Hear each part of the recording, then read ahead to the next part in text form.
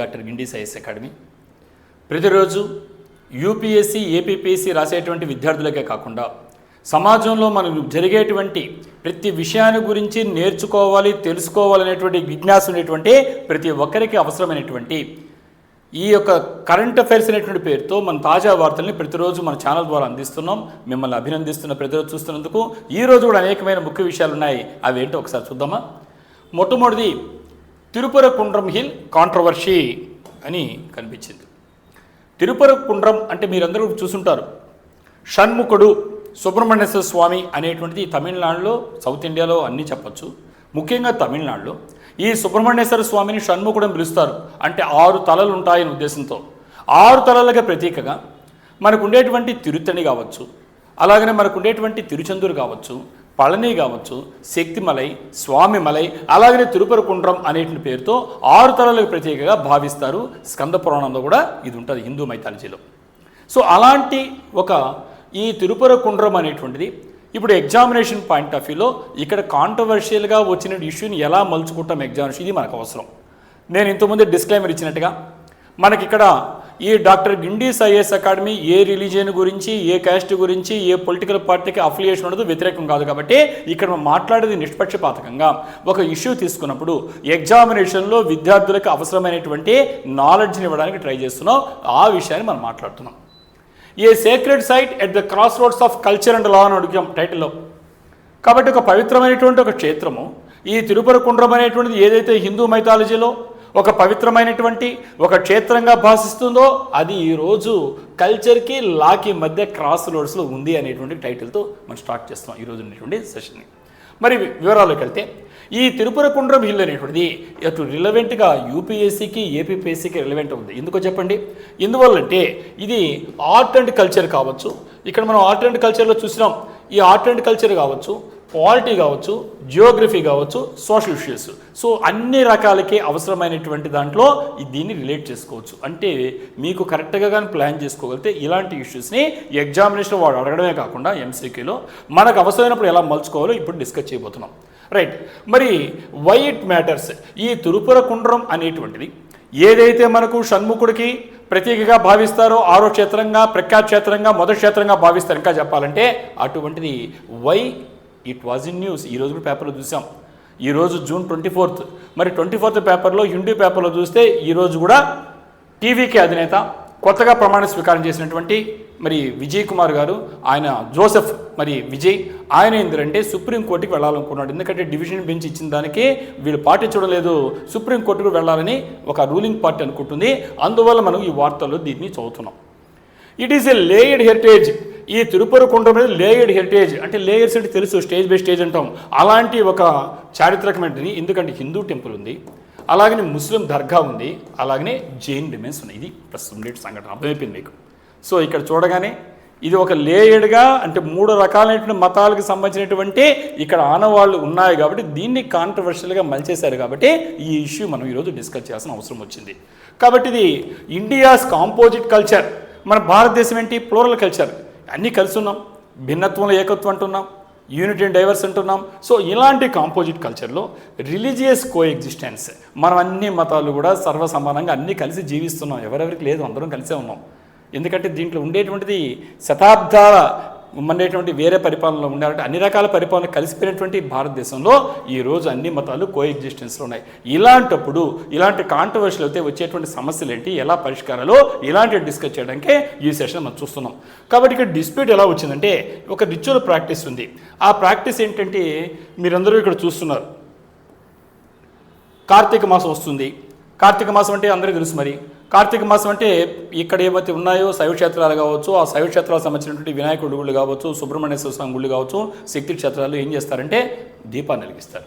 తిరువణామలై కూడా చూస్తుంటారు జ్యోతిని. సో అలాంటిది ఇక్కడ ఒక దీపస్తంభం ఒకటి ఉంది, పిల్లర్. ఈ పిల్లర్ కనిపిస్తుంది మీకు. ఈ పిల్లర్ పైన దీపం అనేటువంటిది వెలిగించాలి అనేటువంటి వచ్చినప్పుడు ఆ దీపం అదే సమయంలో ఇక్కడ దర్గా కనిపిస్తూ ఉంది ఇక్కడ మీకు. అంటే కరెక్ట్గా చెప్పాలంటే 50 మీటర్స్ దూరంలో ఉంది. అంటే 150 అడుగులు దూరంలో ఉంది. ఇది ఇప్పుడు ఇంతకుముందు లేనిది ఇప్పుడు ఎందుకు కాంట్రవర్సీ అయిందంటే పొలిటికల్ పార్టీలే చేస్తాయి కాబట్టి పొలిటికల్ పార్టీ ఒక దాంతో ఈరోజు కాంట్రవర్సీలు అయిపోయి ఇక్కడ మత సామరస్యానికి భంగం కలిగించే పరిస్థితి వచ్చింది. కాబట్టి రాజ్యాంగం ఏం చెప్తుంది, దాన్ని ఏ రకంగా ఎగ్జామినేషన్ అడుగుతుంది అది మనం డిస్కస్ చేస్తున్నాం. కాబట్టి ఇక్కడ మనము హిందువా ముస్లిమా ఇంకోటి మాట్లాడుతున్నాం మనం. ఇప్పుడు ఈ టాపిక్ అంతా కరెంట్ అఫైర్స్లో నలిగేదంతా ఇంతకాలం లేనటువంటి గొడవ ఇక్కడ స్టార్ట్ అయింది. ఎప్పుడు స్టార్ట్ అయిందంటే ఇక్కడ చెప్పాలంటే మీరందరూ కూడా చూస్తే దీంట్లో ఇది చాలా కాలం నుంచి 100 సంవత్సరాల నుంచి జరుగుతున్న ఆనవాయితీ. ఎందుకంటే ఇది ఎంతకాలం తెలియదు. ఒక హిస్టారికల్గా మన చారిత్రాత్మక ఇతిహాసాలు సుబ్రహ్మణ్య స్వామి గుడి ఉంది. దాని తర్వాత 100 సంవత్సరాల పాటు ఇస్లామిక్ రూల్లో ఉంది కాబట్టి తర్వాత ఎప్పుడో మొత్తం పైన అక్కడ దర్గా కూడా వచ్చేసింది. ఆ దర్గా వచ్చిన తర్వాత కూడా ఇప్పటివరకు గొడవ లేదు. మీరు వెళ్ళారంటే అక్కడ కానీ చూస్తే మధురై జిల్లాలో ఉంటుంది తమిళనాడులో. అక్కడ చుట్టుపక్కల అనేకమైన షాప్స్ కూడా ఉంటాయి. ఆ షాప్స్లో హిందువులు ఉన్నారు, ముస్లిమ్స్లు అందరూ కలుసుకొని వాళ్ళ బిజినెస్ బతుకుతూరుకి లైవ్లీహుడ్కి ఉపయోగపడుతుంది.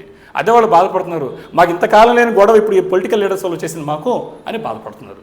సో ఇక్కడ ఏం చేశారంటే ఇక్కడ కొన్ని మటన్ బిర్యానీలో తీసుకెళ్ళి వీళ్ళు తినడము, అది కాంట్రవర్సీ, హిందూ మనోభావాలు దెబ్బతింటారు ఇంకొక పార్టీ రావడము, ఇలాంటి దాంతో కాంట్రవర్సీలో కూర్చొని మేము దీపం వెలిగిస్తామంటే లా అండ్ ఆర్డర్ ప్రాబ్లం అవుతుంది ఇలా కోర్టుకి వెళ్ళడం ఇలాంటి గొడవలు జరిగాయి. నిజానికి ఒక్కసారి చరిత్రలోకి వెళ్తే బ్రిటిష్ వారి పీరియడ్లోనే అక్కడ single judge sub judge Madurai జిల్లాలోని సబ్ జడ్జి ఒక తీర్పు ఇచ్చారు, విస్పష్టమైన తీర్పు. ఎందుకంటే అక్కడే మీరు లక్షణంగా మీరు చేసేటువంటి పూజా పునస్కారం మీరు చేసుకోవచ్చు, అక్కడ ఎలాంటి లేదని.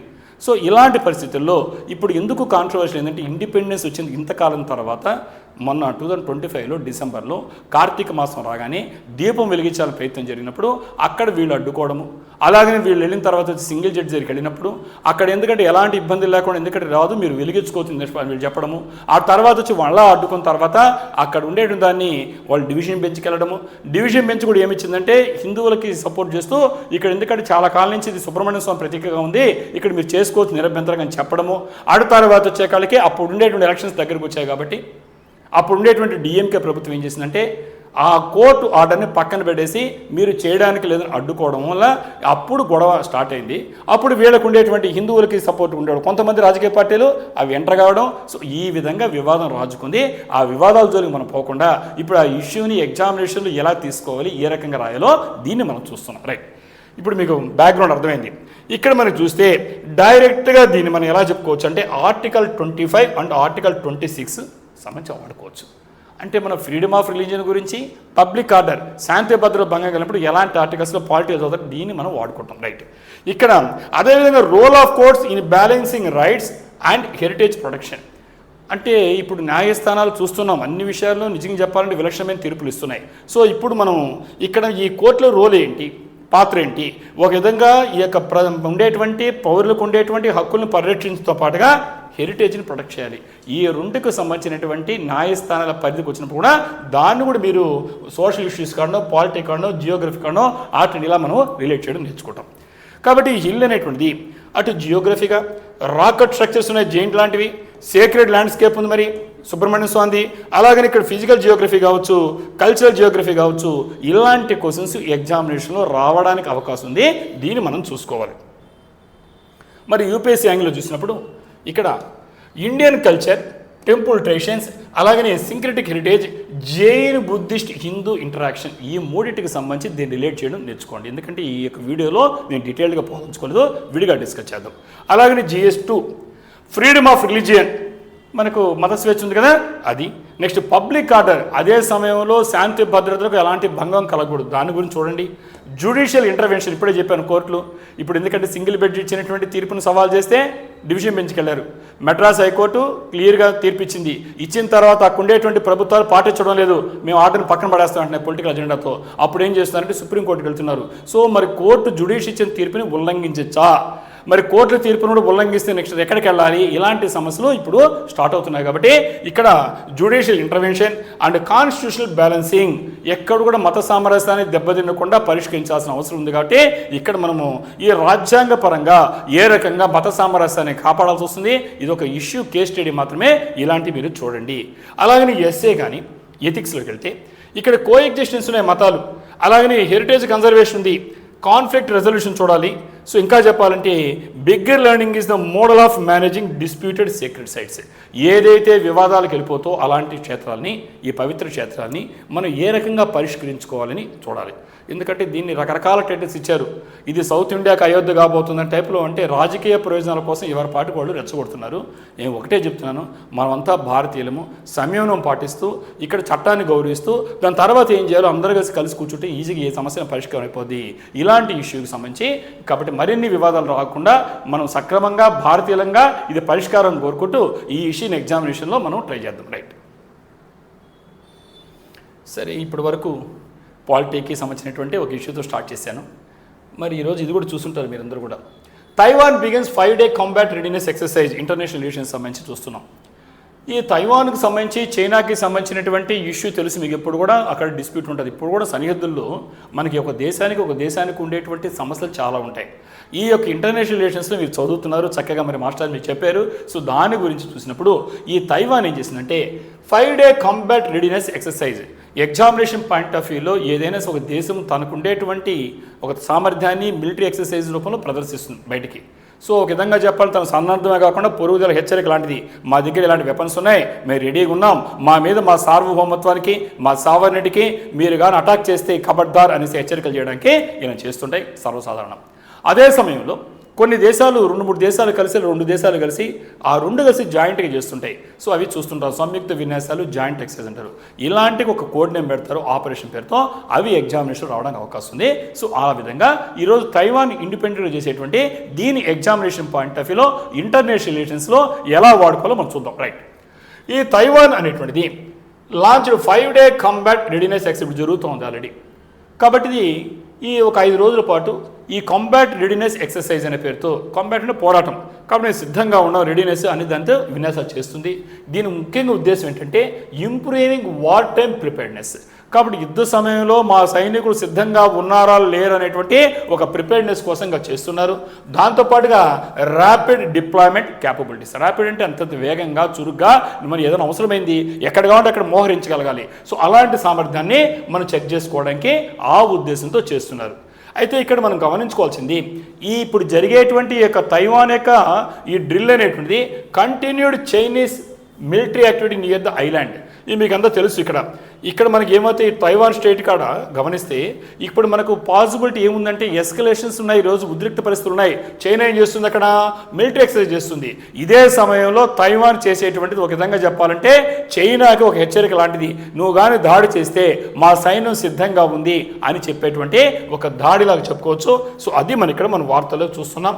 ఇక్కడ చూస్తున్నారు, ఇటు ఎయిర్ కావచ్చు, ఈ ల్యాండ్లో కావచ్చు, ఈ తైవాన్కు ఉండేటువంటి ప్రిపేర్డ్నెస్ ఎలా ఉందో మనము ఇక్కడ ఈ స్లైడ్లో చూస్తున్నాం. మనము ఈ విధంగా ఈ యొక్క 5 days 5 రోజుల పాటు జరిగేటువంటి మిలిటరీ ఎక్సర్సైజ్లో ఇలాంటివి ఈరోజు మనకు కనిపించే. దీనికి సంబంధించి ఈ ఎగ్జామినేషన్లో మనం చూస్తున్నాం. ఇక్కడ మనకు ఉండేటువంటి డిఫెన్స్ ప్రకారంగా చూస్తే మినిస్ట్రీ ఆఫ్ నేషనల్ డిఫెన్స్ మనం చూస్తే మన భారతదేశం రక్షణ శాఖ ఈ ఎక్సర్సైజ్ అనేటువంటిది ఇక్కడ ఏంటి ప్రాబ్లం అంటే యాక్చువల్ ట్రూప్స్తో, యాక్చువల్ టెరెన్తో, రియల్ టైంతో, యాక్చువల్ ఎక్విప్మెంట్తో, యాక్చువల్ ఇంప్లిమెంటేషన్ అన్నీ యాక్చువల్. అంటే మామూలుగా జరిగేటప్పుడు డమ్మీ బుల్లెట్స్ లాంటివి ఇలాంటి చేస్తారు. ఇక్కడ ఏమి లేవు, నిజమైనటువంటి టెరెన్లో, యాక్చువల్ టెరెన్లో, రియల్ టైంలో, యాక్చువల్ ట్రూప్స్తో, యాక్చువల్ ఎక్విప్మెంట్ పెట్టి యాక్చువల్ ఇంప్లిమెంటేషన్ చేస్తుంది తైవాన్. సో అంటే ఈ విధంగా చెప్పాలంటే ఇది ఇప్పుడు మనకు ఉండేటువంటి ఇష్యూ వల్ల తైవాన్ చేసేటువంటిది ఏమవుతుందంటే, అంటే ఏం చెప్తున్నారంటే ట్రైనింగు, తైవాన్స్ మిలిటరీ అనేటువంటిది ఏ విధంగా చైనీస్ పీపుల్స్ లిబరేషన్ ఆర్మీ, మీరు వినుంటారు పీపుల్స్ లిబరేషన్ ఆర్మీ అనేసి. సో కాబట్టి ఏదైతే ఈరోజు చైనా యొక్క ఈ పీపుల్స్ లిబరేషన్ ఆర్మీ ఉందో దానికి మేము ఒక విధంగా చెప్పలే స్పందన అనుకోవచ్చు. ర్యాపిడ్గా మా వాళ్ళు ఏ విధంగా రొటీన్ మిలిటరీ ఎక్సర్సైజ్ని అవసరమైతే మేము మామూలుగా ఈ ఎక్సర్సైజ్ని ఏ రకంగా పోరాటానికి మేము మార్చేయగలుగుతాం యుద్ధ భూమికి అనేటువంటి ఒక రెస్పాన్స్గా దీన్ని భావిస్తున్నారు.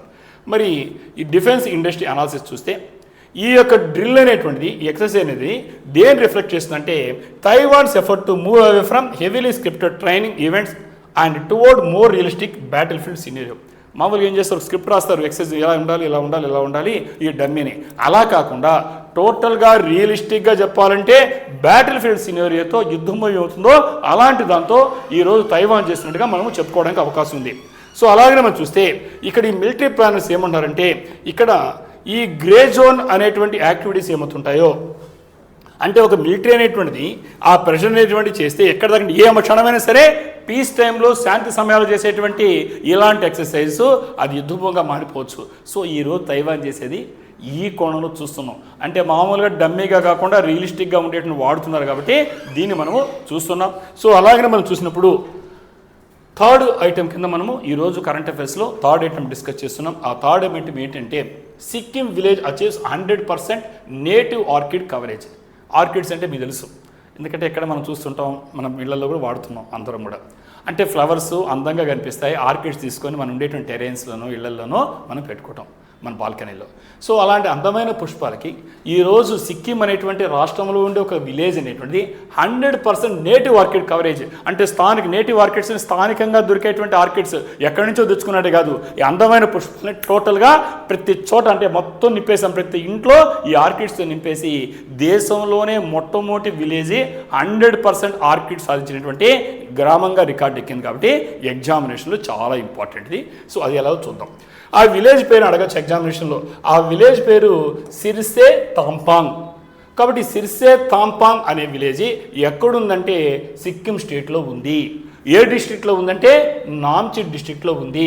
అది ఎప్పుడు 100% సాధించిందంటే 2026లో జూన్ 21లో 100%. అంటే ఆ గ్రామంలో ఇప్పుడు చెప్పినటువంటి సిరిసే తాంపాంగ్లో ప్రతి ఇంట్లో ఆర్కిడ్స్ ఉన్నాయి. అంటే 100% ఆర్కిడ్స్ ఉండేటువంటి విలేజ్గా రికార్డ్కి ఎక్కింది.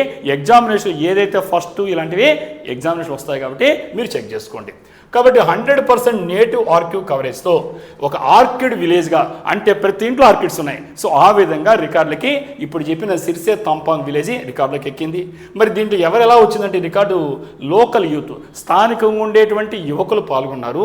ఎవరి ఆధ్వర్యంలో అంటే బాటనిస్ట్ అనేటువంటి ఇక్కడ ప్రమోద్ రాయ్ యొక్క దాంతో వాళ్ళు ఏం చేశారంటే 75 హౌస్ హోల్డ్స్ ఉన్నాయి టోటల్గా. ఇక్కడ ఉండేటువంటి చూస్తున్నాం మనము ఈ పిక్చర్లో. ఇది సిర్సే తాంపాంగ్ విలేజ్, సిక్కింలో ఉండే విలేజ్. ఈ మొత్తం కలిస్తే ఉండేది 75 విలేజెసే. ఈ 75 విలేజ్లో ఇప్పుడు చెప్పినటువంటి ఈ బాటిస్ట్ అనేటువంటి ఈ ప్రమోద యొక్క ఆధ్వర్యంలో లోకల్గా ఉండేటువంటి యూత్ అంతా కలిసి వాళ్ళు ఏం చేశారంటే వాళ్ళు 75 హౌస్ హోల్డ్స్ ఉంటే ప్రతి ఇంటిలో అక్కడ స్థానికంగా ఉండేటువంటి 29 ఇవి ఉన్నాయి నేటివ్ స్పీసీస్. అంటే స్థానికంగా ఉండేటువంటి ఆర్కిడ్స్ని తీసుకెళ్ళి 630 సీడ్లింగ్స్ తీసుకెళ్ళి విజయవంతంగా వాళ్ళు దాన్ని నాటడం జరిగింది. ఇది చూడడానికి సింపుల్గా ఉన్న పర్యావరణం పరంగా ఎకాలజీ పరంగా మనకు చాలా అవసరమైనటువంటి పాయింట్స్ దీంట్లో ఉన్నాయి. ఎందుకంటే ఈ ఎఫర్ట్ వల్ల rescued epiphytic specimens to preserve biodiversity without harming wild population. ఎందుకంటే వైల్డ్ పాపులేషన్ తెలుసు మీకు, సహసిద్ధంగా పెరిగేటువంటివి. సో అలాంటి వాటికి ఎలాంటి ఇబ్బంది కలగకుండా, వాటికి ఎలాంటి హాని కలగకుండా ఇక్కడ బయోడైవర్సిటీ జీవ వైవిధ్యం, ఎందుకంటే సృష్టిలో రకరకాలైనటువంటి జీవులు ఉన్నాయి, అది ప్లాంట్స్ కావచ్చు, అనిమల్స్ కావచ్చు, దాన్ని మనం బయోడైవర్సిటీ జీవ వైవిధ్యం పేరుతో పిలుస్తున్నాం. సో ఏ రకంగా అక్కడ ఉండేటువంటి సహసిద్ధంగా పెరిగేటువంటి వైల్డ్ ప్లాంట్స్కి ఎలాంటి నష్టం కలగకుండా ఏ రకంగా బయోడైవర్సిటీని ప్రిజర్వ్ చేస్తారు అనేదానికి ముఖ్యంగా ఎపిఫైటిక్ అంటే ఆల్రెడీ చెట్టు ఉంటే చెట్టు పైన పెరిగేటువంటి ఎపిఫైటిక్ అంటారు. సో అలాంటి వాటికి ఈ యొక్క ప్రయత్నము మనకు ఈ ఎగ్జామినేషన్లో పనికొచ్చే విధంగా ఉంది. కాబట్టి ఎలా పనికొస్తుందంటే take for example relevance to UPSC. మీరు చాలామంది యూపీఎస్సీ రాస్తున్నారు డాక్టర్ గిండి సైన్స్ అకాడమీలో. ఇక యూపీఎస్సీకి ఎలా ఉందో చూస్తే ఇది ఒక కమ్యూనిటీ డ్రివెన్ కన్జర్వేషన్ మోడల్. అంటే ఎప్పుడు కూడా ఒక్కరు చేసే ప్రయత్నం వేరేగా ఉంటుంది, అదే ఆ కమ్యూనిటీ అంతా చేస్తే ఖచ్చితంగా సక్సెస్ అవుతుంది ఏ ప్రోగ్రామ్ అయినా.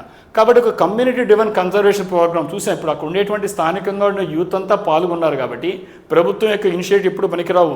ప్రభుత్వంతో చొరవతో పాటుగా స్థానికుల యొక్క ఇన్వాల్వ్మెంట్ అయితే కమ్యూనిటీ డ్రివెన్ ప్రోగ్రామ్స్ అంటాం. అది ఏ కార్యక్రమమైనా విజయవంతం అవుతుంది.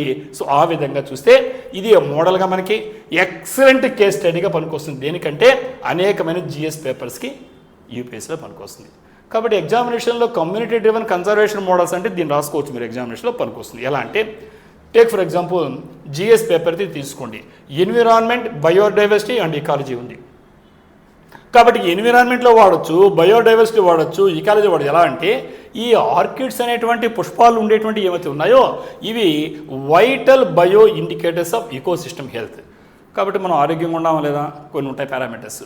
అలాగనే అక్కడ ఉండేటువంటి ఇకాలజీ, అక్కడ ఉండే మన ఉండేటువంటి ఈ యొక్క ఈకోసిస్టమ్ పర్యావరణంలోని వ్యవస్థ ఎలా ఉందో ఆరోగ్యంగా ఉందంటే అక్కడ ఆర్కిడ్స్ ఉన్నాయంటే అక్కడ మనకు ఖచ్చితంగా డిస్టర్బ్ కాకుండా ఉన్నాయంటే ఆరోగ్యంగా ఉన్నట్టే అన్నమాట. కాబట్టి ఇక్కడ ఆర్కిడ్స్ అనేటువంటివి ఒక విధంగా బయో ఇండికేటర్స్. కాబట్టి ఒక ఆరోగ్యంగా ఉంది ఈకోసిస్టమ్ చెప్పడానికి ఆర్కిడ్స్ ఉన్నాయంటే ఇది ఖచ్చితంగా పర్యావరణం ధ్వంసం కాకుండా బాగుందని అర్థం. కాబట్టి ఎందువల్లంటే వాటికి ఉండే సెన్సిటివిటీ ఎన్విరాన్మెంటల్ చేంజెస్ ఏ మాత్రం పర్యావరణంలో మార్పు వచ్చినా అవి వేరేగా ఉంటాయి. సో అందువల్ల ఇది స్పెషలైజ్డ్ మైక్రోరైజల్ ఫంగై ఉంటుంది కాబట్టి వాటి ఆర్కిడ్స్ని ఒక బయో ఇండికేటర్స్ లాగా భావిస్తాం. సో కాబట్టి ఎగ్జామినేషన్లో ఎన్విరాన్మెంట్ కావచ్చు, బయోడైవర్సిటీ, ఇకాలజీలో ఇది మన పనికొస్తుంది కేస్ స్టడీగా. అలాగే మనం చూస్తే ఇక్కడ మనకు importance of preserving epiphytic orchids. Epiphytic అంటే చెప్పాను, ఆర్కిడ్స్ సాధారణంగా 2 రకాలు చెప్పుకోవచ్చు. ఒకటి టెరెస్ట్రియల్ భూమిపైన పెరిగేటువంటివి, 2 వేరే చెట్లు ఉంటే వాటి చెట్ల పైన పెరిగి ఎపి అంటే పైన. సో ఎపిఫైటిక్ అంటే ఫైట్ అని చెట్టు, కాబట్టి చెట్టు పైన పెరిగేటువంటి ఎపిఫైటిక్ అంటాం. సో ఇక్కడ చేసింది ఈ విచ్ గ్రో ఆన్ ట్రీస్ అన్నాం, అందుకే ఎపిఫైటిక్. సో దానికి ఎలా మనం కాపాడుకోవాలి అంటే ఒక విధంగా చెప్పాలంటే ఎందువల్ల నాశనం అయిపోతున్నాయంటే హ్యాబిటేట్ డిగ్రేడేషన్. వాటికి చెట్ల మీద పెరగాలంటే కొన్ని ప్రత్యేకమైన ఆవాసాలు కావాలి, అవి లేకుండా పోవడం వల్ల, డిఫారెస్టేషన్ చెట్లను కొట్టేయడం వల్ల అవి ఎగిరిపోతున్నాయి. అలాంటి పరిస్థితుల్లో ఎపిఫైటిక్ దానికి పెంచడం అంటే ఇక్కడ మనకి ఎన్విరాన్మెంట్కి, బయోడైవర్సిటీకి, ఈకాలజీకి ఆరోగ్యం అని చెప్పడానికి వీటికి పనికొస్తుంది పేపరు. ఇక్కడ మీరు ఒక్కసారి చూడొచ్చు, ఇవి ఇప్పుడు మాట్లాడే ఎపిఫైట్స్. ఆల్రెడీ ఒక చెట్టు ఉంటే చెట్టు పైన పురుగులు ఉన్నాయి, ఇది వేరే, ఇది వేరే, ఇది వేరే, ఇది వేరే, ఇది ఆర్కిడ్స్, అది వేరే ప్లాంట్. సో ఇక్కడ హోస్ట్ లాగా కూడా దాంట్లో నుంచి తీసుకుంటుంది అన్నమాట, కావాల్సిన ఆహారాన్ని తీసుకుంటుంది.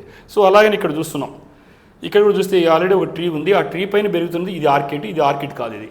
కాబట్టి ఒక చెట్టు ఉంటే చెట్టు పైన పెరిగా కాబట్టి ఎపిఫైట్ అనే పేరుతో పిలుస్తారు. ఇవన్నీ ఆర్కిడ్స్. కాబట్టి ఒక ఆరోగ్యంగా అక్కడ పర్యావరణం ధ్వంసం కాలేదు కాబట్టి ఇలాంటివి మనం చూడగలుగుతున్నాం. కాబట్టి ఇది ఎగ్జామినేషన్లో మనకు యూపీఎస్సీలో మనం వాడుకోవచ్చు. అలాగే మనం పేపర్ 3లో చూసినప్పుడు అక్కడ కన్జర్వేషన్ కావచ్చు, సస్టైనబుల్ డెవలప్మెంట్కి వాడుకోవచ్చు. ఎలా అంటే ఇప్పుడు జరిగినటువంటి ఒక ఇనిషియేటివ్ ప్రయత్నం అనేటువంటిది classic example of community led conservation. ఇప్పుడే మాట్లాడాను, అంటే ఒక కమ్యూనిటీ లెడ్ కన్జర్వేషన్ అంటే మొత్తం అక్కడ ఉండేటువంటి గ్రామ ప్రజలంతా కూడా వాళ్ళందరూ పూనుకొని చేస్తే ఏ కార్యక్రమైనా విజయవంతుంది. దానికి బెస్ట్ ఎగ్జాంపుల్ వాడుకోవచ్చు. అలాగనే ట్రెడిషనల్ నాలెడ్జ్, ఎందుకంటే మనకు తరతరాల నుంచి, తాతల నుంచి, తండ్రుల నుంచి మనకు వచ్చే నాలెడ్జ్ వేరే, దాన్ని ట్రెడిషనల్ నాలెడ్జ్ అంటాం.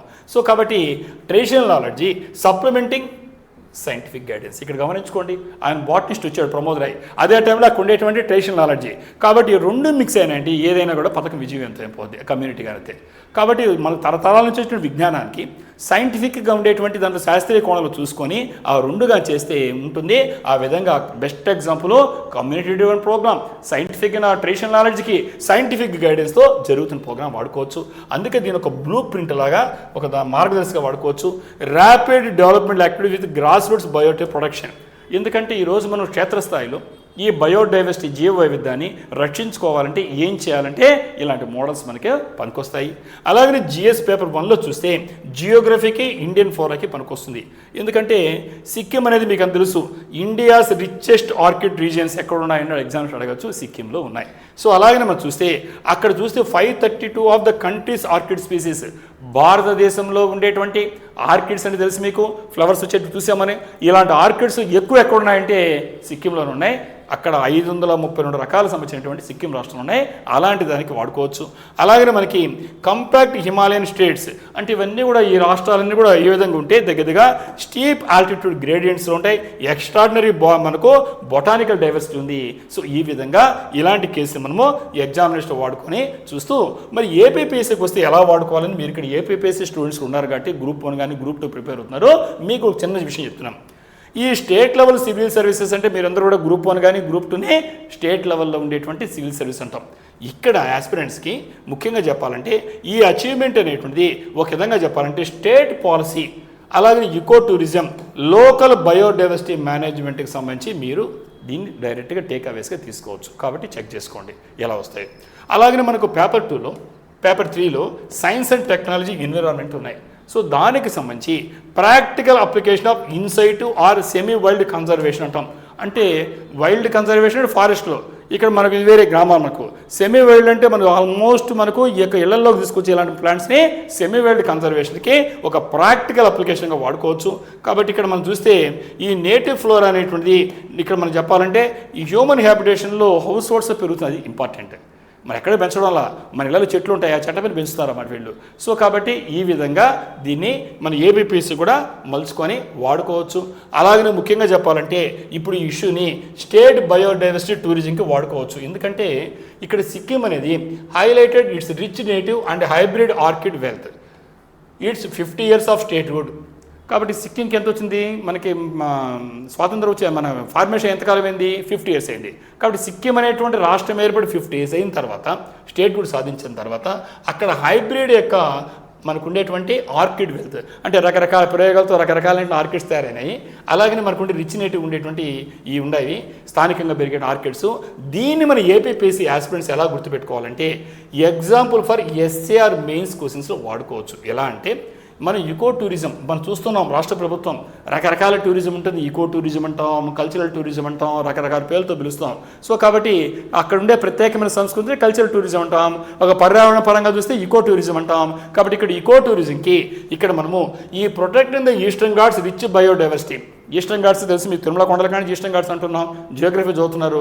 అక్కడ మనకు ఈ రకరకాలైనటువంటి జీవజాతులు ఉన్నాయి, జీవ వైవిధ్యం ఉంది. సో చెప్పాలంటే మీకు endemic flora of the Nallamala or Araku regions. మీరందరూ కూడా అరకు అంటే తెలియని వాళ్ళు ఎవరున్నారు. కాబట్టి అరకు రీజియన్ కావచ్చు, నల్లమల ఫారెస్ట్ వెళ్తున్నాం, శ్రీశైలం వెళ్తున్నాం మనము, అక్కడ కావచ్చు, అక్కడ ఎండమిక్ ఫ్లోరా ఉంది.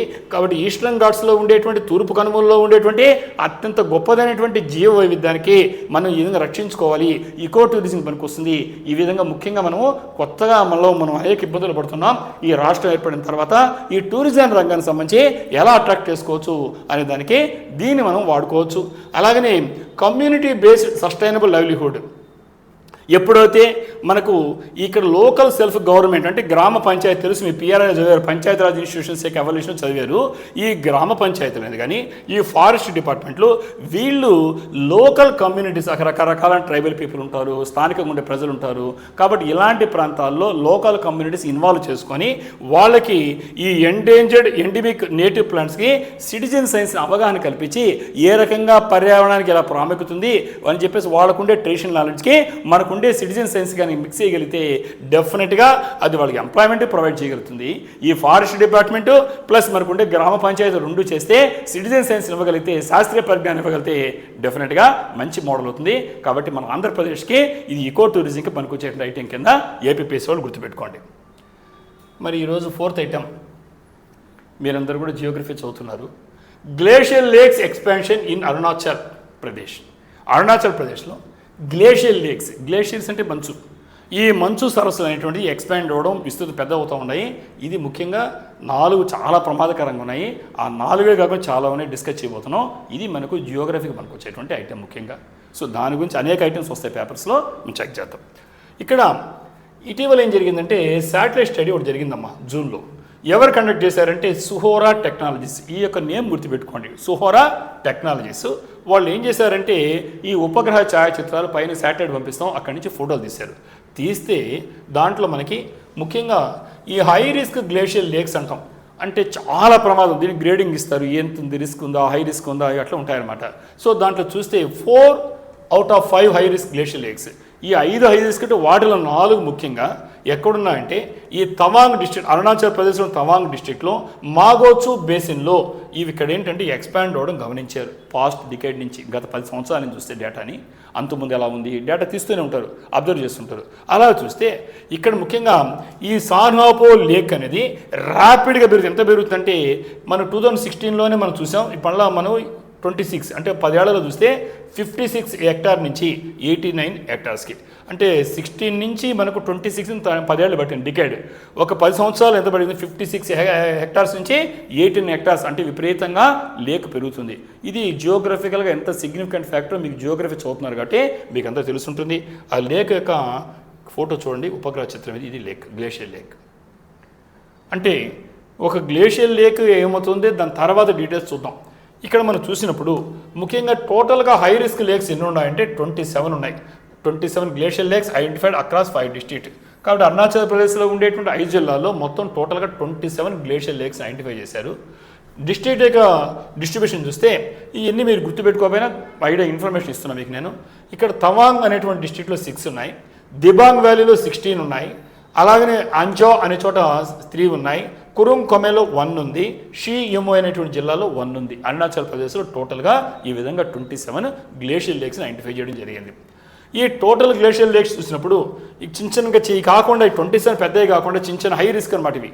ఈ హై రిస్క్ కాకుండా మామూలుగా ఉండే గ్లేషియర్ లేక్స్ 1532 లేక్స్ ఉన్నాయి. అంటే చెప్పారు ఇక్కడే, అంటే మామూలుగా 0.001 స్క్వేర్ కిలోమీటర్ నుంచి ఆ విధంగా టోటల్గా ఇది 93.7 స్క్వేర్ కిలోమీటర్స్ ఉండేటువంటి 1532 ఉంటాయి. అంటే మంచు ఏమైతే కరిగిపోతే ఒక లేక్ లాగా ఏర్పడిపోతాయి. దాంట్లో హై రిస్క్ ఉండి 27 ఉన్నాయి. సో అలాంటి పరిస్థితుల్లో ఎక్స్పాండింగ్ లేక్స్ ఇండియా చూస్తే అరుణాచల్ ప్రదేశ్లో 197 ఉన్నాయి. అంటే హైయెస్ట్ గ్లేషియర్ లేక్స్ ఎక్కడున్నాయని ఎగ్జామినేషన్ ఏం రాస్తారో అరుణాచల్ ప్రదేశ్ గుర్తుపెట్టుకోండి. ఎన్ని ఉన్నాయంటే 197 ఉన్నాయి. అలాగే తర్వాత రాష్ట్రం ఏదంటే లడక్, మన యూటీగా మారిపోయింది లడక్. ఇక్కడ ఉండేటువంటి దాంట్లో లడక్ 120 ఉన్నాయి. ఇదే 197 అరుణాచల్ ప్రదేశ్, లడక్లో 120 ఉన్నాయి. అంటే ఈ లేక్స్ అనేది ఎక్స్పాండ్ అవుతూ ఉన్నాయి. ఈ అవుతే ఏమవుద్ది మేజర్ రిస్క్ అంటే glacier lake outburst flood అంటారు.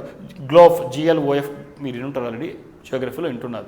కానీ జియోగ్రఫీలో GLOF అంటే glacier lake outburst flood. అంటే ఈ మంచు సరస్సులు ఏర్పడ్డాయి కదా, కరిగిపోయేసి ఒక్కసారిగా పగిలాయనుకోండి, మొత్తం నీళ్ళు ఒక్కసారి పడిపోతాయి. అలాంటి చూస్తున్నాం ఉత్తరాఖండ్ కావచ్చు, ఒక్కసారిగా ఫ్లడ్స్ వచ్చేస్తాయి. దీన్ని మనం ఏమంటామంటే GLOF glacier lake outburst flood అంటారు. సో ఇది ప్రమాదం. అందుకోసం దీన్ని మనం వార్తల్లోకి వచ్చింది, దీన్ని మనం చెక్ చేసుకుంటున్నాం. దీంట్లో మరి ఎగ్జామినేషన్ ఎలా అడుగుతారంటే GS1లో జియోగ్రఫీలో గ్లేషియర్స్ కావచ్చు, క్రియోస్ఫియర్ చేంజ్ కావచ్చు, హిమాలయన్ జియోగ్రఫీ కావచ్చు, క్లైమేట్ డ్రివెన్ గ్లేషియర్ రిట్రీట్ పేరుతో అడగచ్చు. మరి GS3లో డిజాస్టర్ మేనేజ్మెంట్ చదివారు మీరు. అక్కడ GLOF ఇప్పుడే చెప్పాను. ఈ GLOF రిస్క్ ఏంటి, న్యాచురల్ హజార్డ్స్ కావచ్చు, డిజాస్టర్ మిటిగేషన్ కాడ మనం వాడుకోవచ్చు, NDMS హై రిస్క్ కేటగిరీస్ వాడుకోవచ్చు ఈ డేటాని. అలాగనే మనకు GS3 ఎన్విరాన్మెంట్ చూస్తే క్లైమేట్ చేంజ్ ఇంపాక్ట్స్ కాడ ఈస్టర్న్ హిమాలయన్ వనరులు బట్టి కాడ గ్లేషియల్ మెల్ట్ కాడ వాడుకోవచ్చు. మరి GS3 సెక్యూరిటీలో వాడుకోవచ్చు. ఎందుకంటే బార్డర్లో రోడ్స్ అనేటువంటివి ఈరోజు ఒక్కసారిగా వీటి వల్ల ఇబ్బంది పడిపోతాయి, దిగ్బంధం అయిపోతాం. మనం చూస్తుంటాం వర్షాలు వస్తే మనమే ఎంత ఇబ్బంది పడుతుంటామో. కాబట్టి ఇక్కడ బార్డర్స్లో ముఖ్యంగా సున్నితమైన ప్రాంతాల్లో ఇలాంటి లేక్స్ బర్స్ట్ అవుట్ అయితే ఎంత ప్రమాదం అర్థమైంది. కాబట్టి బార్డర్ రోడ్స్ కాడ కావచ్చు, హైడ్రో డ్యామ్స్ థ్రెటెండ్. ఎందుకంటే మాటువంటి ప్రాంతాల్లో ఈ యొక్క జల విద్యుత్ కేంద్రాలంటూ హైడ్రో డ్యామ్స్ కడితే అవి కానీ పగిలితే ఏమవుతాయో మీకు అర్థమైంది ఎంత ప్రమాదమో కింద గ్రామాలకి. కాబట్టి దాన్ని చూస్తాం. Frontier security issue. సో ఇలాంటి ఇష్యూస్లో ఈ కరెంట్ అఫైర్స్ని జోడించుకోవడము క్లాస్లో మనం డిస్కస్ చేద్దాం. కరెంట్ అఫైర్స్ సెషన్ కానీ పూర్తిగా డిస్కస్ చేయడం వీలు కాదు కాబట్టి దాంట్లో చూద్దాం. మరి 5th ఇష్యూ కింద ఈరోజు కరెంట్ అఫైర్స్లో మీరందరూ కూడా చూసుంటారు. Mainland Australia's first suspected case of deadly H5N1 investigated after seaboard test positive for bird flu. మనంతా కూడా చికెన్ తింటుంటారు. చికెన్ వచ్చి సపోజ్ 200-300 అనుకోండి, దానికి మార్కెట్కి వెళ్ళిన తర్వాత 50 రూపాయలు కంటే 50 రూపాయలు పరిగెత్తుంటాం. అక్కడ విషయానికి ఈ బర్డ్ ఫ్లూ లాంటివి వ్యాధులు వచ్చి చనిపోయినటువంటి కోళ్ళని తీసుకుని అమ్మేస్తున్నాడు వాడు. అది గమనించుకోం. ఫ్రీజ్ ఇంకా ఎగబడుతుంటాం. సో ఇది ప్రమాద గంటికలో మోగించే ఇన్సిడెంట్ కాబట్టి, పబ్లిక్ హెల్త్కి సంబంధించింది కాబట్టి సైన్స్ అండ్ టెక్నాలజీలో దీన్ని మనం వాడుకోవడానికి ట్రై చేద్దాం. ఇక్కడ ఆస్ట్రేలియా అనేటువంటిది కన్ఫర్మ్డ్ ఫస్ట్ మెయిన్లాండ్ కేస్. ఎందుకంటే ఇప్పుడు వరకు మనం రకరకాలను చూసాం. COVID-19 వచ్చింది, వైరస్ అంటే ప్రతి గ్రామానికి ప్రతి ఒక్కరికి తెలిసిపోయింది. ఈ COVID-19 కూడా ఉన్నాయి, తర్వాత కూడా ఉంటాయి. సో హంటా వైరస్ చూసాం, నిఫా వైరస్ చూసాం, కేరళలో ఇలాంటివి చూసాం. అవన్నీ మనము ఇంతకుముందు వీడియోస్లో కూడా ఇవ్వడం జరిగింది. ఇప్పుడు వైరస్ పేరు ఏంటంటే ఏవియన్ ఇన్ఫ్లుయెంజా H5N1 అంటారు.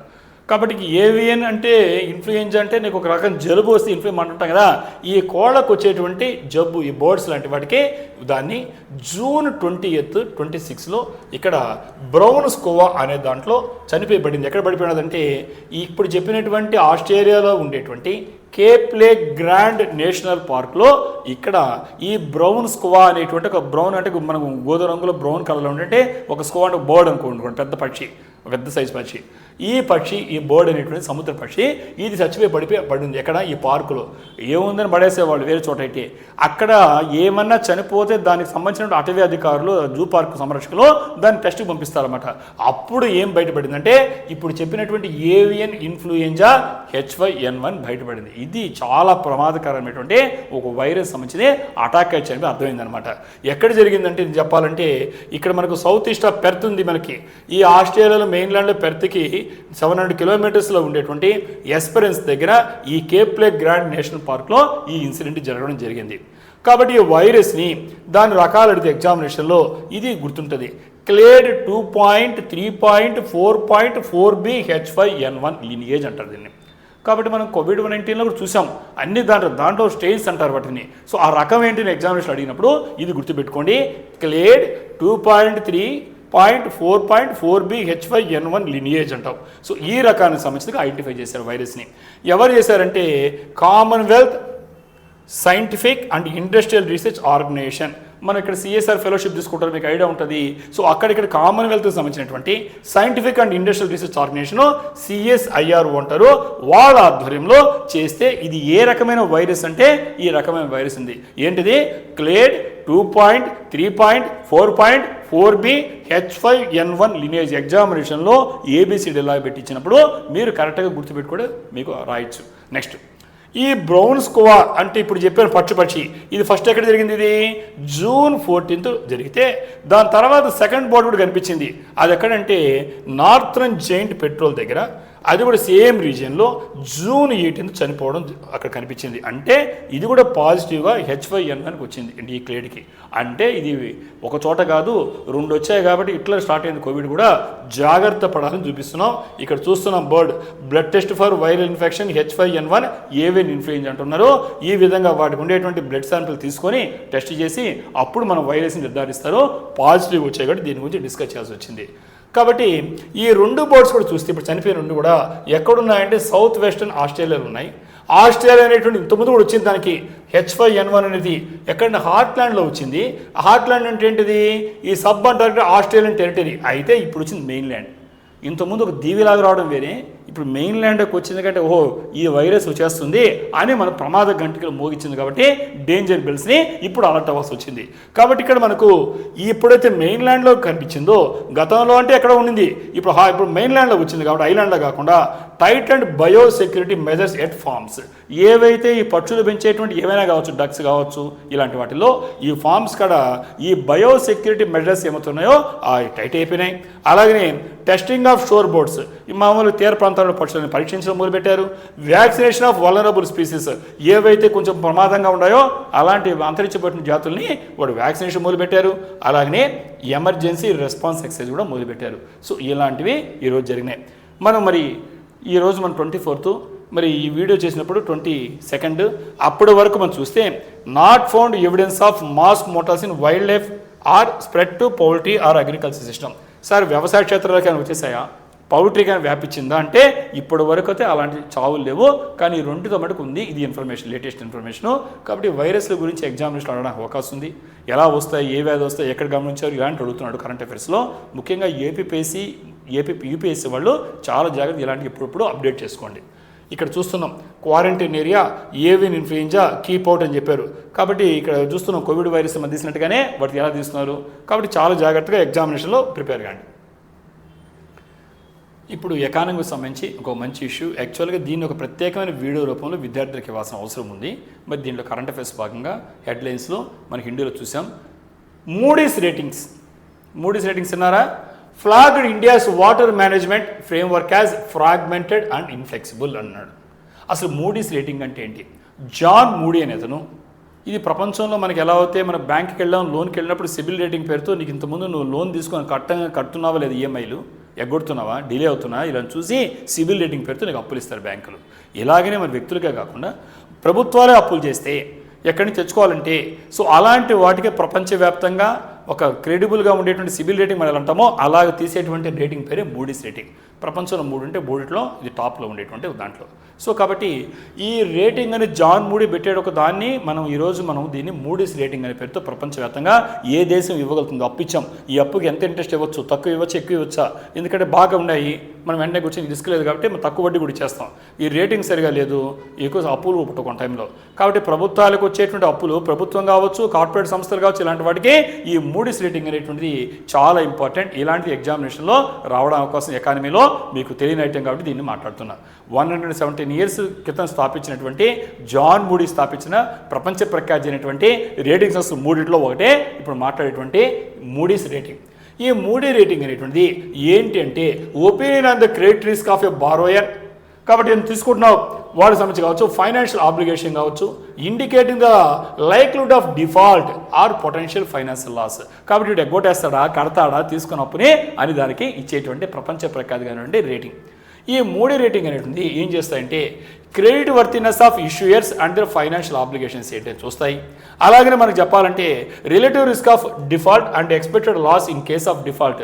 ఏ రకంగా అవి ఎంతవరకు డిఫాల్ట్ అంటే కట్టకుండా ఎగ్గొట్టేయడానికి అవకాశం ఉంది, ఒకవేళ ఉంటే ఏ రకంగా మనము దానికి సంబంధించినటువంటి ఎంత ఎక్స్పెక్ట్ చేయొచ్చు, ఇలాంటివన్నీ కూడా ఈ మూడీస్ రేటింగ్లో ప్రపంచ దేశాలకి రేటింగ్ ఇస్తుంది. కాబట్టి ఈ మూడీ రేటింగ్ అనేటువంటిది ఈ బాండ్స్కి కానీ, లోన్స్ కానీ, అదర్ డెట్ ఇన్స్ట్రుమెంట్స్ కానీ, కాబట్టి ఈ గవర్నమెంట్ కావచ్చు, కార్పొరేట్ కావచ్చు, మున్సిపల్ కావచ్చు, ఈ విధంగా రకరకాల సెక్టర్లు ఇచ్చి రేటింగ్ ఇస్తుంది. మరి ఇక్కడ మనకు ఉండే వార్తల్లో ఏంటంటే ఇక్కడ మనకి ఏమి ఇచ్చాడంటే ఈ భారతదేశం యొక్క వాటర్ మేనేజ్మెంట్ అనే ఫ్రేమ్వర్క్ ఏమవుతుంది, ఫ్రాగ్మెంటెడ్గా ఇన్ఫ్లెక్సిబుల్గా ఉంది, అందువల్ల రిస్క్ ఉంది అని ఒక గ్రేడింగ్ ఇస్తుంది. మనకి ఎలా ప్రోగ్రెస్ కార్డులు ఇస్తారు స్టూడెంట్స్కి, ఆ విధంగా దేశాలకి అప్పులు ఇవ్వచ్చా, ఇస్తే ఏ గ్రేడ్లో ఎంతవరకు ఉంది, ఈ దేశం యొక్క ఫ్యూచర్లో అప్పిస్తే ఎంతకంటే తెలుస్తుంది అనబట్టి అంచనాలు ఉంటాయన్నమాట. సో ఆ విధంగా మనకిచ్చే గ్రేడింగ్ చూసే ముందు ఇక్కడ ఇండియా మ్యాప్ అర్థమవుతుంది మనకి. ఇది వాటర్ సంబంధించి, ఫ్రాగ్మెంటేషన్ సంబంధించి ఇన్ఫ్లెక్సిబుల్ ఉంది, కాబట్టి దీన్ని సక్రమం చేసుకుంటే ఈ రేటింగ్ వల్ల మనకు ఫ్యూచర్లో మనకు క్రెడిబిలిటీ పెరుగుతుంది ప్రపంచవ్యాప్తంగా పరపతి. Moody's retains India's rating at capital B small a a 3 with stable outlook what it means అని ఇక్కడ మనకి ఇవ్వడం జరిగింది. కాబట్టి ఈ రేటింగ్తో మనం థర్డ్ ఇవ్వడం జరిగింది. అసలు ఈ రేటింగ్ ఎలా ఇస్తారని చూస్తే ఒక్కసారి మీరు ఇక్కడ చూడండి, ఐడియా కోసం మీకు చెప్తున్నా. ఇక్కడ క్యాపిటల్ ఏ స్మాల్ ఏ అన్నారు అనుకోండి, హైయెస్ట్ క్వాలిటీ అంటే మినిమల్ క్రెడిట్ రిస్క్ అని. క్యాపిటల్ ఏ స్మాల్ ఏ అంటే high quality very low credit risk అని. క్యాపిటల్ ఏ ఉందంటే upper medium grade low credit risk అని. క్యాపిటల్ బి 2 స్మాల్ ఏలు అనుకోండి, medium grade moderate credit risk may have speculative characteristics. Capital B small A అంటే speculative ఉంది, substantial credit risk ఉంది. Capital B అంటే highly speculative high credit risk. మరి capital C ఏఏ అంటే poor standing very high credit risk. మరి CA అంటే highly speculative near in default some recovery possible, కొంతవరకు వసూలు చేసుకోవచ్చు. సి అంటే lowest rated typically default little prospector అంటే ఇస్తే తినకరావు డబ్బులు. అంటే మీకు అర్థమైంది ఇక్కడ దీనికి సంబంధించి 3 ఉన్నాయి, ఇక్కడ సంబంధించి 3 ఉన్నాయి, ఇక్కడ సంబంధించి 3 ఉన్నాయి సిలో. ఒక్కో దాన్ని మళ్ళీ దాన్ని సబ్ డివిజన్స్ ఇచ్చారన్నమాట. ఇలా రేటింగ్ ఇస్తారు. అంటే మనం అన్ని రకాలు చూస్తారన్నమాట, మనకు ఉండేటువంటి ఎలా ఉన్నాయి, ఎలా ప్రణాళికలు ఉన్నాయి, ఏ రకంగా చేస్తారు, ఇవన్నీ చూసి ఆ దేశానికి మనకు ఇస్తారు. మరి ఇది ఎలా చేస్తుంటే ఇలానే కాకుండా న్యూమరికల్ మాడిఫైర్స్ 1 to 3 అనే పేరుతో ఇవ్వచ్చు. ఆ విధంగా చూసినప్పుడు ఇక్కడ మనం ఏ కాడి నుంచి సిఏ వరకు తెలిస్తే మనకు 1 అనేది హై కనిపిస్తుంది, 2 అనేది మిడ్ రేంజ్, 3 అనేది లో కనిపిస్తుంది. మనకు 3లో వచ్చింది గ్రేడ్. అర్థమేంటది మీ పరిస్థితి అంటే మనం జాగ్రత్త పడి వాళ్ళు ఏమి ఇచ్చారంటే ఈ వాటర్కి సంబంధించి ఫ్రాగ్మెంటెడ్గా ఉన్న మేనేజ్మెంటు దీన్ని సక్రమంగా నిర్వహించుకోవాలని చెప్పారు. కాబట్టి మనకు గవర్నమెంట్కి ఒక ఇండికేటర్ వల్ల దీన్ని పాజిటివ్ తీసుకోగలిగితే ఫ్యూచర్లో మనకు జాగ్రత్త పడి మంచి మార్కులు తెచ్చుకోవడం మన ఎగ్జామినేషన్లో, ఆ విధంగా గ్రేడింగ్ని ఇంప్రూవ్ చేసుకునే పరిస్థితి చేయాలి ఇండియా. రైట్. మరి ఇంకొక వార్త కూడా మీరు చూసాం. ఇది మనకు చైనాకు సంబంధించినటువంటి ఒక శాంక్షన్స్ యుఎస్ ఫార్మ్స్ మీద విధించిందన్నమాట. కాబట్టి ఇది పెంటగాన్ ఏం చేసింది, చైనాని బ్లాక్మెయిల్ చేసింది. చైనా ఏం చేసింది, పెంటగాన్ అంటే అమెరికా రక్షణ సంస్థ వార్నింగ్ ఇచ్చింది. ఇది ఇంటర్నేషనల్ రిలేషన్స్లో మీరు యాడ్ చేయడం పనికొస్తుంది. China expose controls on 10 US companies involved in defence and rare earth mining in response to Washington blacklist of Chinese firms, Beijing said on Monday. కాబట్టి Washington మనం చూసాం, చట్టాపట్టాలు వేసుకున్నారు. ట్రంప్ వచ్చాడు బీజింగ్కి, చైనాకు వచ్చాడు, భుజం వేసుకుంటాడు, మళ్ళీ చేసే పనులు చేస్తుంటాడు ట్రంప్, మీకు తెలిసిందే. సో ఇలాంటి పరిస్థితుల్లో ఈ వార్త ఐఆర్ ఇంటర్నేషనల్స్ ఎలా పనుకోవచ్చు చూద్దాం. ఇక్కడ ఏం జరిగిందంటే ఇటీవల చట్టాపట్టాలు వేసుకున్నారు, బాగా మాట్లాడుకున్నారు. వెళ్ళగానే ఏం చేశాడు ట్రంప్, వెళ్ళిన తర్వాత ఆ వాషింగ్టన్ ఏం చేసిందంటే ఈ చైనీస్ ఫార్మ్స్ సంబంధించి కొన్ని బ్లాక్ లిస్ట్లో పెట్టింది. ఓ దెబ్బ కొడతారు, రెండో దెబ్బ కొడతారు కదా. వెంటనే చైనా ఏం చేసిందంటే తను ప్రిస్టేజ్ తీసుకొని వెంటనే ఏం తీసుకుందంటే అమెరికాకు సంబంధించినటువంటి 10 కంపెనీలు అవన్నీ డిఫెన్స్కి సంబంధించి రేర్ ఎర్త్ మైనింగ్కి సంబంధించి ఉంటాయి, వీటికి సంబంధించి వాటి మీద బ్యాన్ చేసింది.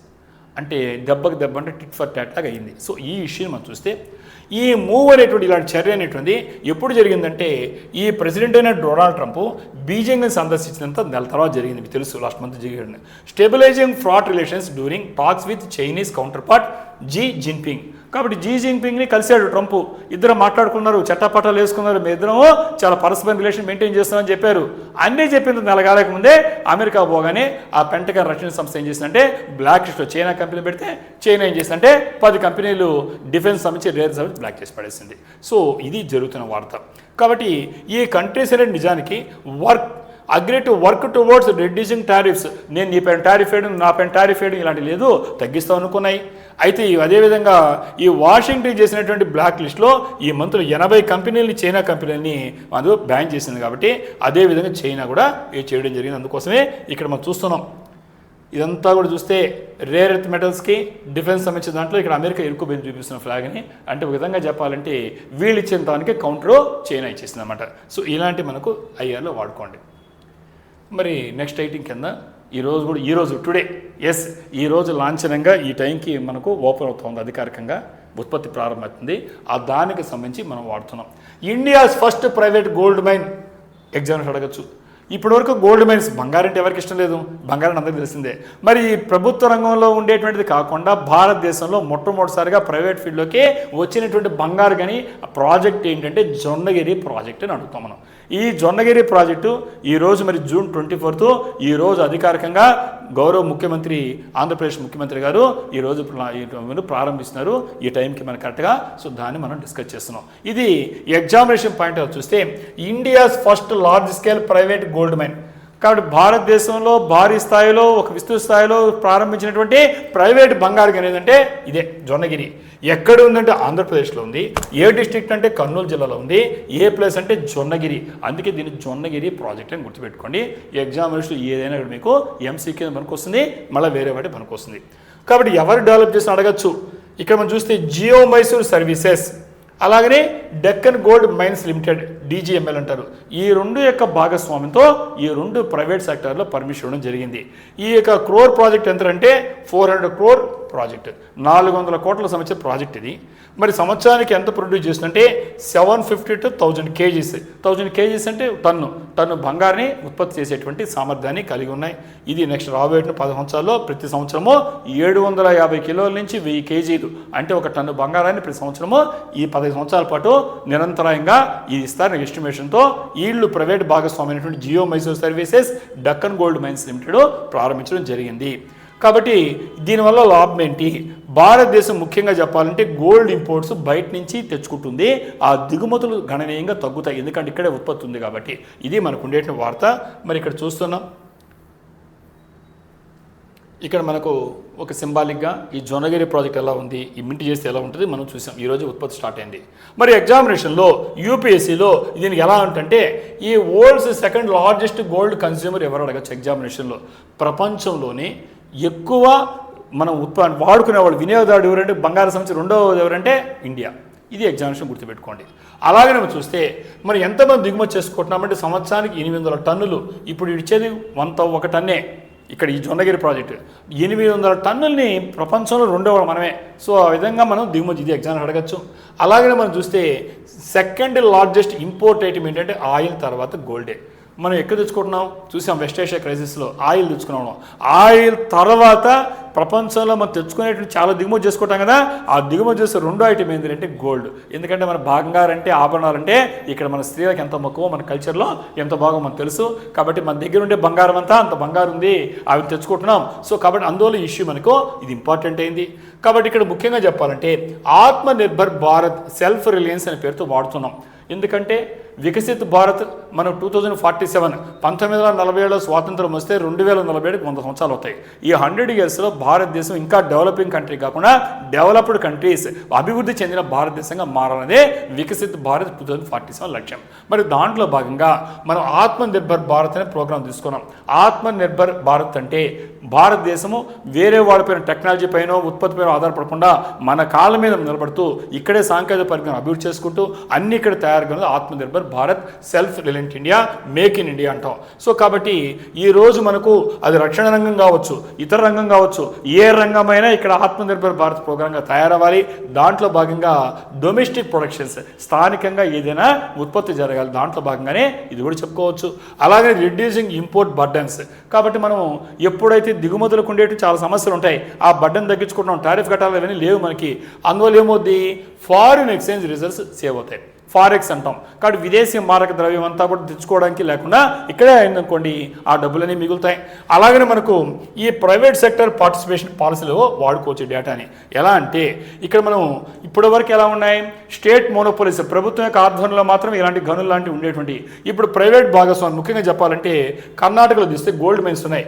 ఆ గోల్డ్ మైన్స్లో హట్టి గోల్డ్ మైన్స్ అంటే ఎక్కడ ఉన్నాయి, స్టేట్ మోనోపోలీస్ అంటే ప్రభుత్వ ఆధ్వర్యంలో మాత్రం ఉన్నాయి. ఇప్పుడు ఏమంటున్నాం, జొన్నగిరి ప్రాజెక్టులో ప్రైవేట్ భాగస్వామి అన్ని రంగాల్లో వచ్చినట్టుగా దీంట్లో కూడా ఎంటర్ అయింది. కాబట్టి ఇది మన ఎగ్జామినేషన్లో ఈ ప్రైవేట్ సెక్టర్ పార్టిసిపేషన్కి ఈ యొక్క పాలసీలకి ఒక కేస్ స్టడీగా కరెంట్ అఫైర్స్గా వాడుకోవడానికి ఉంటుంది.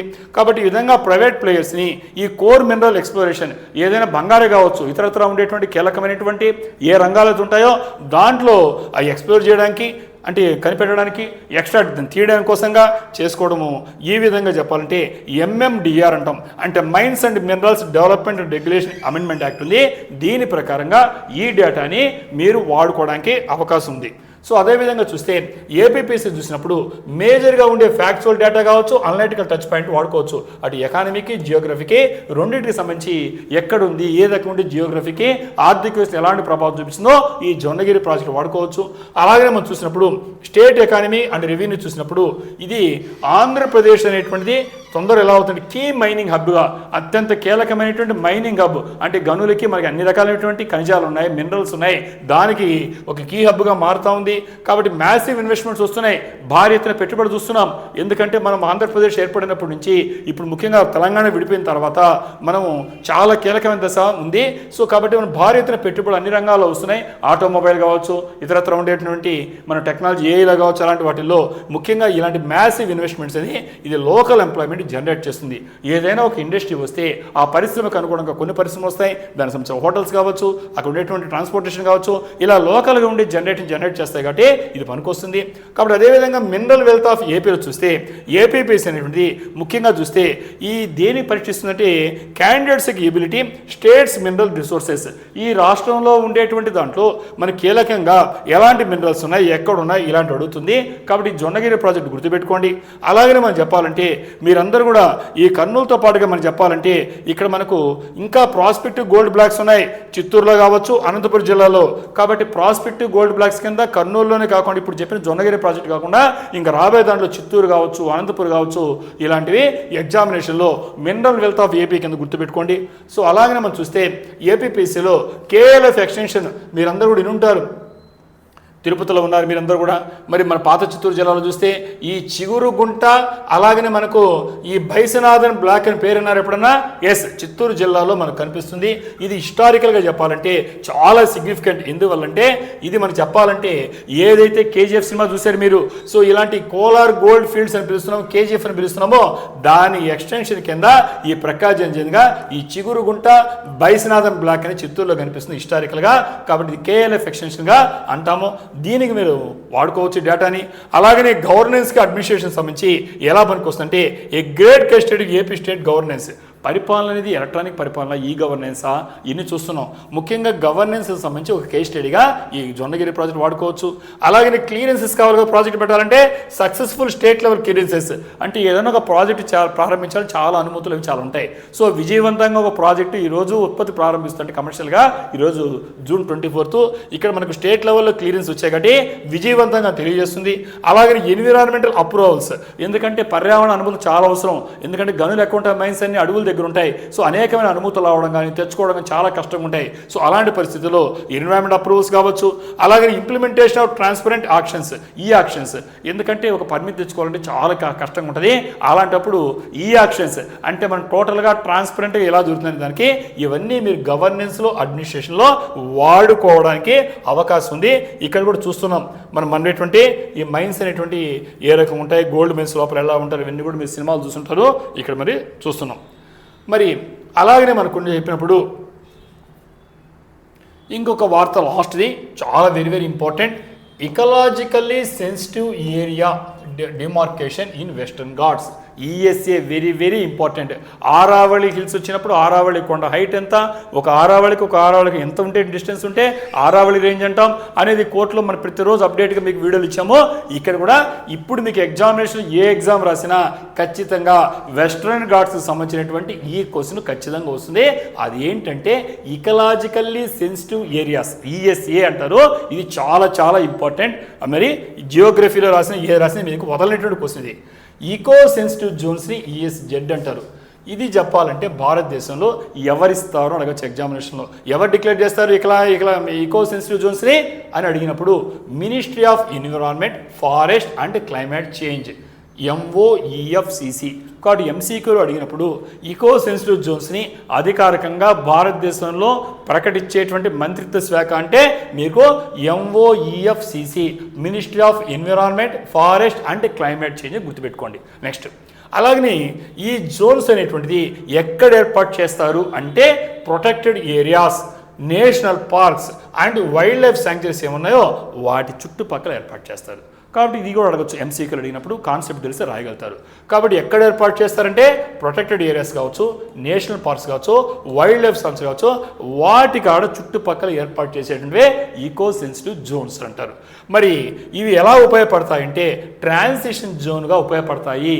మనం చూస్తుంటాం ఒక చోట నుంచి ఇప్పుడు మీరు అక్కడ కూర్చొని కొండ మధ్యలో ఉండేది కొంచెం గ్యాప్ అన్నమాట, ట్రాన్సిషన్ రీజన్ అంటాం.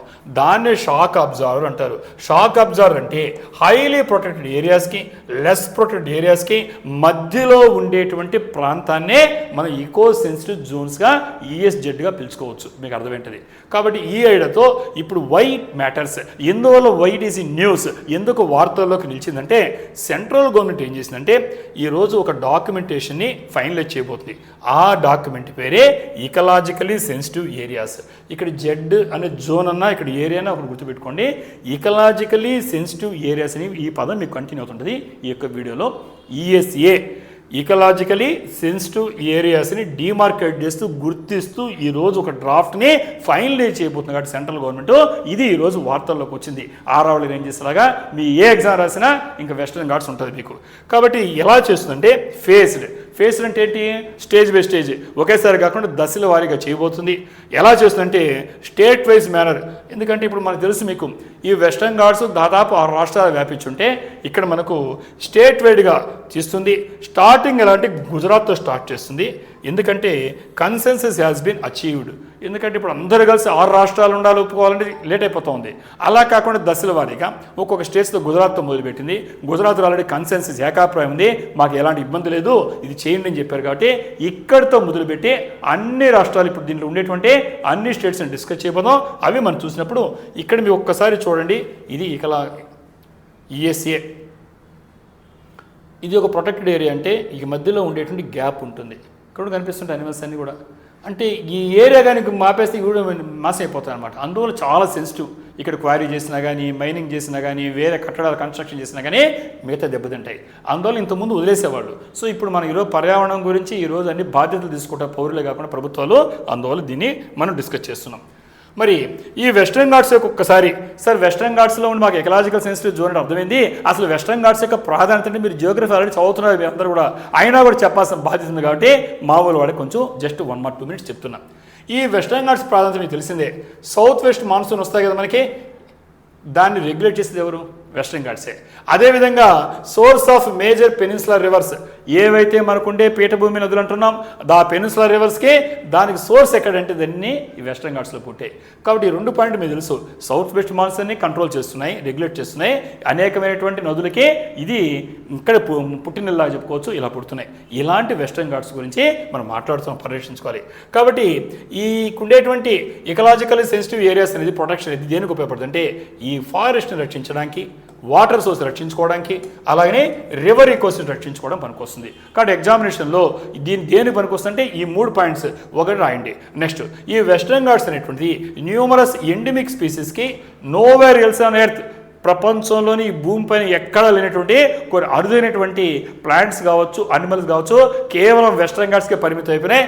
అలాంటివి కూడా ఉన్నాయి. కాబట్టి ఇవన్నీ దృష్టిలో పెట్టుకుని చూసినప్పుడు ఈ ఈఎస్ఏ స్టేటస్ అనేది ఎందుకు అర్థమైపోయింది మీకు. కాబట్టి ఈఎస్ఐ స్టేటస్ అనేది ఈ కణాల వల్ల నీకు ఉండేటువంటి ఫారెస్ట్ రక్షించుకోవాలన్నా, వాటర్ రిసోర్స్ని రక్షించుకోవాలన్నా, రివర్ కోసం పరిరక్షించుకోవాలన్నా, ముఖ్యంగా ప్రపంచంలో ఎక్కడ లేనటువంటి అత్యంత అరుదైనటువంటి ఎండమిక్ స్పీసీస్ ఉన్నాయి జీవజాతులు, వాటిని ఇంకెక్కడ లేవు. అలాంటి రక్షించుకోవాలంటే ఈ స్టేటస్ అవసరం వద్దు మనకి. కాబట్టి ఈ వైల్డ్ లైఫ్ కారిడార్స్ని కానీ, ఫారెస్ట్ కానీ, అలాగనే మనకి ఈ హ్యాబిటేట్స్ ఏమవుతున్నాయి ఫ్రాగ్మెంటేషన్ కాకుండా కానీ ఇకలాజికల్ డిగ్రేషన్ జరగకుండా ఇది రక్షించుకోవాలి. ఈఎస్ఐ స్టేటస్ పట్టుబడుతున్నాం అంటే పర్యావరణం రక్షించుకోవాలి, వెస్టర్న్ ఘాట్స్ కాపాడుకోవాలి. వెస్టర్న్ ఘాట్స్ కాపాడుకోవాలంటే ఈ జోన్ లేకపోతే మైనింగ్ జరిగిపోద్ది కాబట్టి ఇలాంటివి జరుగుతాయి. కాబట్టి ఒక్కసారి మీరు ఇది మీకు వెస్టర్న్ ఘాట్స్ యొక్క ఆల్రెడీ చూసుంటారు. నార్థర్న్ వెస్టర్న్ ఘాట్స్ ఇక్కడ ఉన్నాయి, సెంట్రల్ వెస్టర్న్ ఘాట్స్ ఇక్కడ ఉన్నాయి, సదరన్ వెస్టర్న్ ఘాట్స్ ఉన్నాయి, మధ్యలో నీలగిరి హిల్స్ ఉన్నాయి. ఇది వెస్టర్న్ ఘాట్స్ మీకు ఆల్రెడీ జియోగ్రఫీ చదువుంటారు. ఈ వెస్టర్న్ ఘాట్స్కి సంబంధించి హిస్టరీ కానీ ఎవల్యూషన్ ఆఫ్ ద ప్లాన్ చూస్తే ఇది చాలా ఇంపార్టెంట్. ఎందుకంటే ఇప్పుడు మనం మాట్లాడేటువంటి టాపిక్ సంబంధించి మీరు హిందూ పేపర్ చూస్తుంటారు, ఇండియన్ ఎక్స్ప్రెస్ చూస్తుంటారు, అన్ని నేషనల్ న్యూస్లో ఇది ఒకప్పుడు ఆరావళి రేంజెస్ కావచ్చు అలా పెద్ద ఇష్యూ అయి కూర్చుంది. కాబట్టి ఇది ఎగ్జామినేషన్ పాయింట్ ఆఫ్ వ్యూ కాకుండా ప్రతి ఒక్కరు తెలుసుకోవడం అవసరం. కాబట్టి అసలు ఒక్కసారి అసలు ఈ యొక్క ప్లాన్ అనేది ఎలా అమల్లోకి వచ్చింది, ఇప్పుడు మాట్లాడేటువంటి టాపిక్ ఏంటి, రకరకాల పేర్లు వినపడుతున్నాయి న్యూస్ పేపర్లు, మీకు దాని ఎవల్యూషన్ హిస్టరీ నేను ఇస్తున్నా. ఇక్కడ మొట్టమొదటి మాధవ్ గాడ్గిల్ ప్యానెల్ అంటారు, 2010-2011లో వచ్చిందమ్మా. వాళ్ళు ఏం చేశారంటే ఎంటైర్ వెస్టర్న్ ఘాట్స్ అంటే ఎంత ఉందంటే ఘాట్స్ 1,29,037 స్క్వేర్ కిలోమీటర్స్, ఈ మొత్తాన్ని తీసుకెళ్ళి దాన్ని ఈఎస్ఏగా ప్రకటించమని చెప్పింది. ఎవరు? మాధవ్ గాడ్గిల్ ప్యానెల్. ఎప్పుడు 2010-2011లో ఈ మొత్తాన్ని టోటల్ వెస్టర్న్ ఘాట్స్ని ఎంత ఉందంటే ఏరియా 1,29,037 కిలోమీటర్స్ ఉంటే స్క్వేర్ కిలోమీటర్ మొత్తాన్ని తీసుకెళ్ళి ఈఎస్ఏగా ప్రకటించి ఈఎస్ఏ తెలిసింది మీకు. దీన్ని ఎలా చేయాలంటే యూనిఫామ్గా heavy cross sectoral restrictions on development activities, ఎలాంటి డెవలప్మెంట్ యాక్టివిటీస్ ఏది చేయకూడదు ఇంకా రిస్ట్రిక్ట్ చేయాలి ఏరియాలో అని పూర్తిగా ప్రకటించింది మాధవ్ గాడ్గిల్ ప్యానెల్. ఇది ఎగ్జామినేషన్లో గుర్తుపెట్టుకోండి. నెక్స్ట్ దాని తర్వాత ఏం జరిగిందంటే ఈ పేరు కూడా మీకు న్యూస్ పేపర్లో ఇవాళ రేపు కూడా చూసుంటారు. కస్తూరి రంగన్ వర్కింగ్ గ్రూప్ అనేది దాని తర్వాత 2 years పాటు వర్క్ చేసింది, 2012 నుంచి 2013 దాకా కస్తూరి రంగన్ వర్కింగ్ గ్రూప్. వీళ్ళు ఏం చేశారంటే ఈ మాధవ్ గాడ్గిల్ ఏం చెప్పాడు, ఈ మొత్తం 1,29,037 స్క్వేర్ కిలోమీటర్లు ఉంటే మొత్తం వెస్టర్న్ ఘాట్స్ని ఈ ఏరియాకి ఈఎస్ఏగా ప్రకటించమన్నారు. వీళ్ళు ఏం చెప్పారంటే రిజెక్ట్ చేశారు దాన్ని. బ్లాంకెట్ అప్రోచ్ అంటే మొత్తానికి కాదు, అలా కాకుండా ఏం చేయాలంటే దాన్ని 2 భాగాలు విడగొడతాం. ఒకటి కల్చరల్ ల్యాండ్స్కేప్, 2 న్యాచురల్ ల్యాండ్స్కేప్. కాబట్టి ఇక్కడ మనకు 60% కల్చరల్ ల్యాండ్స్కేప్. కల్చరల్ ల్యాండ్స్కేప్ అంటే ఏంటి? Human dominated settlements and agriculture. ఎక్కడైతే మానవులు ఉన్నారో, మనుషులు నివసిస్తున్నారో వాళ్ళు రకరకాల అగ్రికల్చర్ చేస్తుంటారు, సెటిల్మెంట్స్ ఉంటాయి. ఇలాంటి వాటిని 60% కల్చరల్ ల్యాండ్స్కేప్ ఉంది, 40% ఏంటంటే న్యాచురల్ ల్యాండ్స్కేప్ ఉంది. కాబట్టి ఏం చేయాలి మనము మొత్తాన్ని ఒకే బ్లాంకెట్ అప్రోచ్తో కాకుండా 60,000 స్క్వేర్ కిలోమీటర్స్ని ఈ న్యాచురల్ ల్యాండ్స్కేప్ని మనము ఈఎస్ఏగా చేద్దామని చెప్పింది. ఎవరు? రెండో కమిటీ అయినటువంటి కస్తూరి రంగన్ వర్కింగ్ ప్లాన్. ఆ తర్వాత ఏం జరిగిందంటే 2014 అంటే ఇక్కడ వెంటనే చూడండి 13-14 ఇక్కడ బేస్ లైన్ డ్రాఫ్ట్ ఒకటి జరిగింది.